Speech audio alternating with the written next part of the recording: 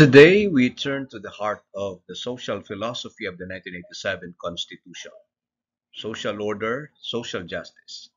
The framers recognized that political democracy is incomplete without economic democracy and social equity. Sections 9 and 10 declare the state's duty to build a just social order and to equalize opportunities, ensuring that those who have less in life should have more in law. Section 9 directs the state to promote a just and dynamic social order that ensures prosperity, independence, and freedom from poverty. This includes providing adequate social services, creating full employment, and improving the quality of life for all. It is not a mere aspiration, but a directive principle obligating government to pursue economic and social reforms that directly uplift the Filipino people. Section 10 defines social justice as the equalization of opportunities across society. It emphasizes the state's duty to tilt the balance in favor of the marginalized, workers, farmers, urban poor, indigenous peoples, and other disadvantaged sectors.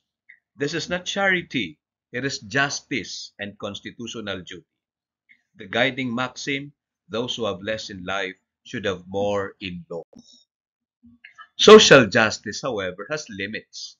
Salonga versus Farales and Mata versus Court of Appeals, the court held that tenants of or poor litigants cannot use social justice to disregard valid property rights.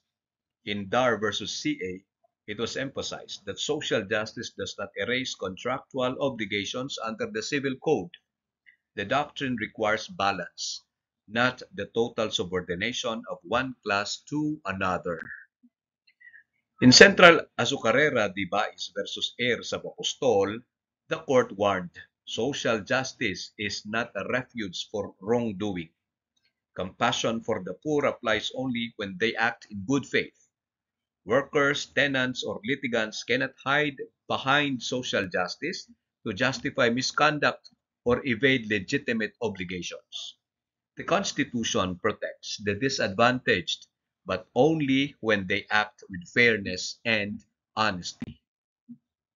The essence of social justice is balance. It protects labor but not at the expense of destroying capital. It supports agrarian reform but not at the cost of crippling productivity. It aids the poor but without disregarding the lawful rights of landowners, employers, or creditors. Social justice is not about class warfare. It is about class harmony under equitable laws. Sections 9 and 10 are fleshed out in later constitutional provisions. Article 13 expands on social justice through labor rights, agrarian reform, health, and urban land reform. Article 12 embeds nationalism and equitable wealth distribution. Thus, social justice is not an isolated principle, but the unifying spirit of the Constitution's economic and social order. To conclude, social justice under sections 9 and 10 reflects the constitutional promise of a society that is not only democratic but also equitable.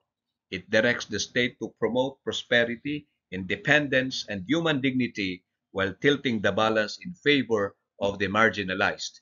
Yes, it has limits. Social justice cannot trample private rights or condone wrongdoing. At its core, it's about fairness, balance, and inclusivity, ensuring that those who have less in life will indeed have more in law.